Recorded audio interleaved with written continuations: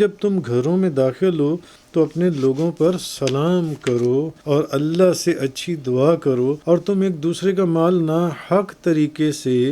نہ کھاؤ۔ کہ نبی پاک صلی اللہ علیہ وسلم نے فرمایا مل کر کھاؤ اور الگ الگ نہ کھاؤ، کیونکہ برکت جماعت کے ساتھ ہے۔ اور ایک مرتبہ صحابہ کرام نے بارگاہ رسالت میں آپ میں عرض کی، یا رسول اللہ، ہم کھانا تو کھاتے ہیں مگر پیٹ نہیں بھرتا۔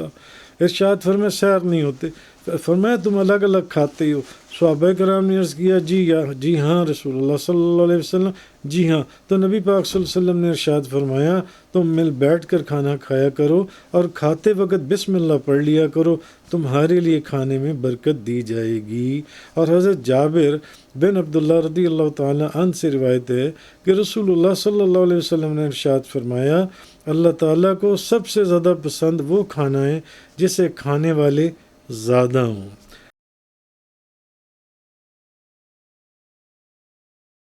ليس على الأعمى حرج ولا على العرج حرج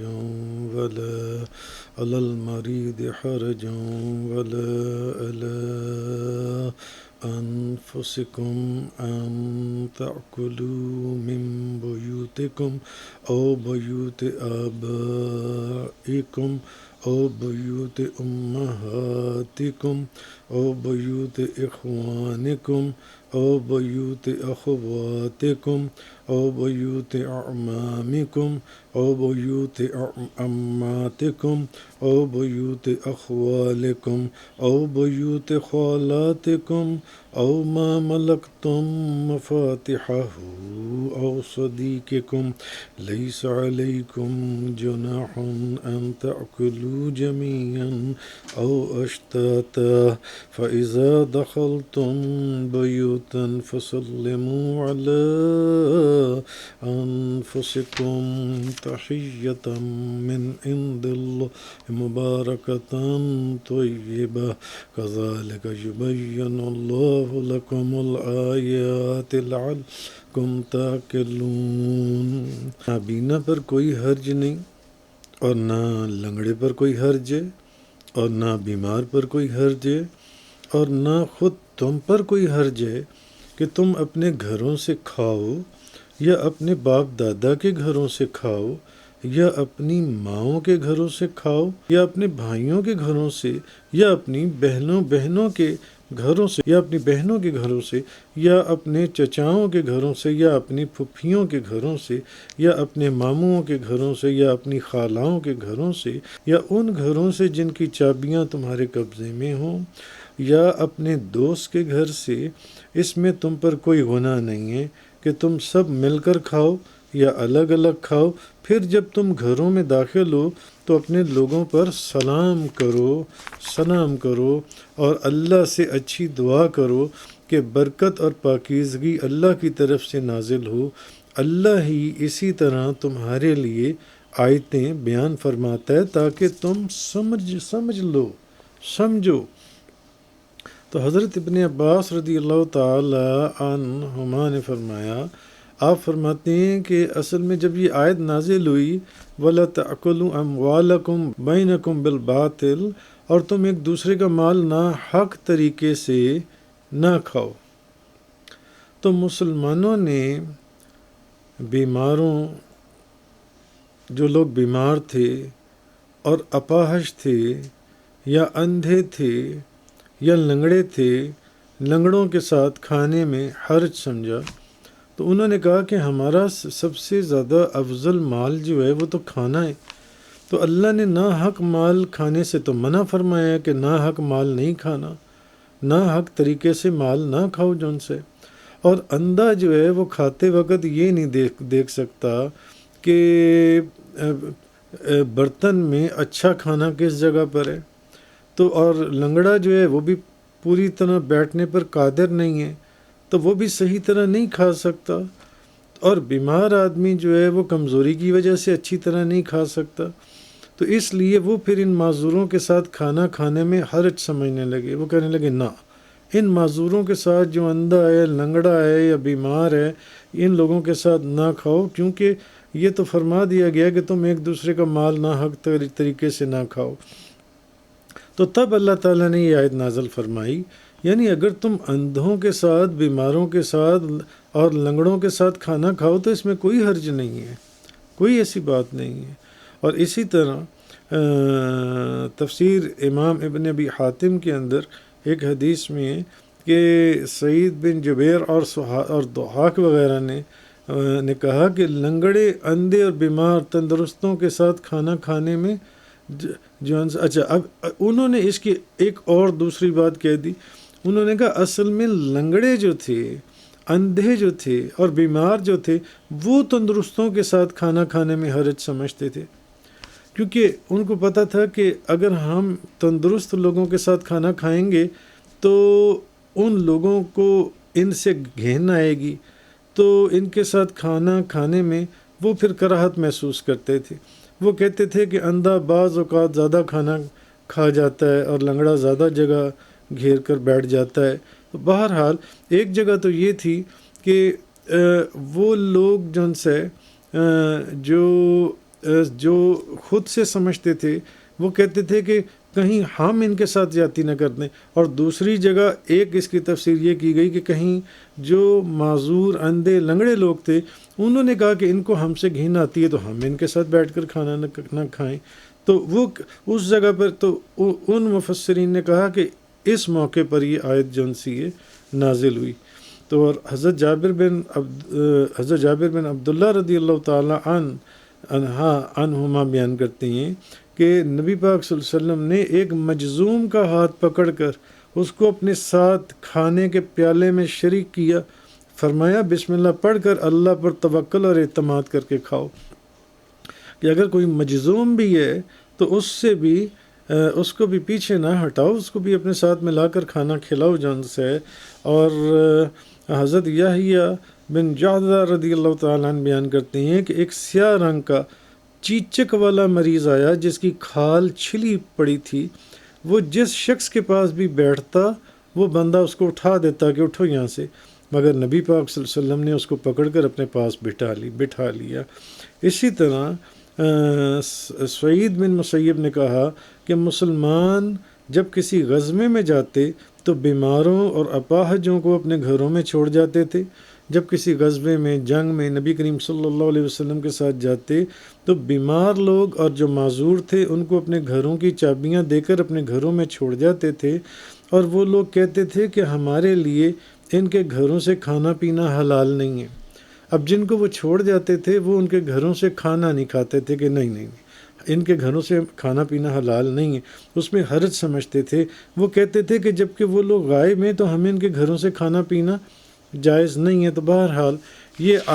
اس آیت کا شان نزول، یہ جو میں نے آپ کو ساری چیزیں بتائیں مختلف زاویوں سے جن سی ہے، تو کہا یہ گیا کہ حضرت سعید بن مسیب رضی اللہ تعالیٰ عنہ کہ صحابہ کرام، وہ جو میں نے فرمایا کہ جب جہاد میں جاتے تو اپنے مکانوں کی چابیاں نابیناؤں کو دے جاتے، یا بیماروں کو دے جاتے، یا اپاہج لوگوں کو دے جاتے جو عذر کی وجہ سے جہاد میں نہ جا سکتے تھے، اور انہیں اجازت دیتے تھے کہ وہ ان کے مکانوں سے کھانے کی چیزیں لے کر کھائیں، لیکن وہ لوگ اس خیال سے اسے گوارا نہ کرتے کہ شاید یہ ان کو دل سے پسند نہ ہو۔ اس پر یہ آیت نازل ہوئی اور انہیں اس کی اجازت دی گئی۔ یعنی کسی نے کہا کہ یہ آیت اس لیے نازل ہوئی، کسی نے کہا مختلف تفسیروں کے اندر مختلف جن سے یہ بیان کیا گیا، اس کا شان نزول جن سے وہ بیان کیا گیا۔ وَلَا عَلَىٰ أَنفُسِكُمْ، اور تم پر بھی کوئی پابندی نہیں ہے۔ اب 11 جگہیں ایسی بتائی گئی ہیں جہاں سے کھانا کھانے کی اجازت ہے۔ اپنی اولاد کے گھروں سے کھانا کھانے کی اجازت ہے، کیونکہ اولاد کا گھر اپنا ہی گھر ہے۔ حدیث میں ہے کہ نبی پاک صلی اللہ علیہ وسلم نے ارشاد فرمایا تو اور تیرا مال تیرے باپ کا ہے۔ تو اولاد کے گھر سے کھانا جون سے اپنی اولاد کے گھروں سے کھانا کھایا جا سکتا ہے۔ اسی طرح شوہر کے لیے بیوی کا اور بیوی کے لیے شوہر کا گھر بھی اپنا ہی گھر ہے۔ اپنے باپ کے گھر سے کھانا کھانا، اپنی ماں کے گھر سے کھانا کھانا، اپنے بھائیوں کے گھروں سے، اپنی بہنوں کے گھروں سے، اپنے چچاؤں کے گھروں سے، اپنی پھوپھیوں کے گھروں سے، اپنے ماموں کے گھروں سے، خالاؤں کے گھروں سے، اس گھر سے جس کی چابیاں تمہارے قبضے میں ہیں۔ تو حضرت عبداللہ بن عباس رضی اللہ تعالیٰ عنہما نے فرمایا کہ اس سے مراد آدمی کا وکیل اور اس کے معاملات کے انتظامات پر مامور شخص ہے، یا پھر اپنے دوست کے گھر سے بھی کھانا کھانا جائز ہے، بالکل اس کی اجازت ہے۔ یعنی کرکس اس گفتگو کا یہ ہے کہ ان سب لوگوں کے جتنے میں نے نام لیے، جو 11 جگہیں میں نے آپ کو بتائیں، ان سب لوگوں کے گھر کھانا کھانا جائز ہے، خواہ وہ موجود ہوں یا نہ ہوں، لیکن یہ اجازت اس صورت میں جب کہ وہ اس پر رضامند ہوں۔ یہ نہیں ہے کہ آپ اس گھر سے کھانا کھائیں اور وہ جس کا گھر ہے وہ آپ کو وہ کھانا کھلانا ہی نہیں چاہتا، مگر وہ اس صورت میں کہ وہ اس پر رضامند ہو، اور اگر وہ اس پر رضامند نہ ہو تو اگرچہ وہ واضح طور پر اجازت دے دیں تب بھی ان کا کھانا کھانا مکروہ ہے۔ اور جبکہ اس زمانے میں جو ان سے وہ یہی سمجھا آتا ہے کہ کسی کی غیر موجودگی میں اور اجازت کے بغیر بالکل نہ کھائے، کیونکہ اس زمانے کے حالات میں اصل میں مادیت پرستی ہے، دنیا پرستی ہے۔ امام غزالی فرماتے ہیں جب آدمی اپنے کسی دوست کے گھر جائے اور صاحب خانہ گھر پر نہ ہو اور اسے اس کی دوستی پر کامل یقین ہو، اور وہ آدمی جانتا ہو کہ اس کا دوست اس کے کھانے پر خوش ہوگا، تو وہ اپنے دوست کی اجازت کے بغیر بھی کھا سکتا ہے، کیونکہ اجازت سے مراد رضامندی ہے، اور بعض لوگ صراحتاً اجازت بھی دے دیتے ہیں اور اس اجازت پر قسم کھاتے ہیں، لیکن وہ دل سے راضی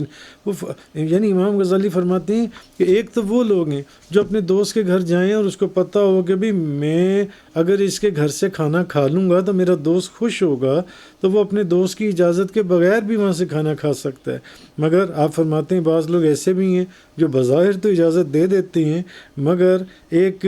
اشاروں کنایوں کے اندر انسان کو پتہ ہوتا ہے کہ بھلے وہ قسم بھی کھا لیں مگر وہ دل سے راضی نہیں ہوتے، تو اگر وہ فرماتے ہیں کہ قرائن کی روشنی میں تم پر یہ ظاہر ہو کہ تم اگر وہاں سے کچھ کھاؤ گے تو یہ پسند نہیں کریں گے تو ان کا کھانا مت کھاؤ، ایسے لوگوں کا کھانا کھانا مکروہ ہے، امام غزالی فرماتے ہیں۔ اور یہاں تک فرمایا گیا ہے کہ اسلاف جو تھے ان کا تو حال یہ تھا کہ آدمی اپنے دوست کے گھر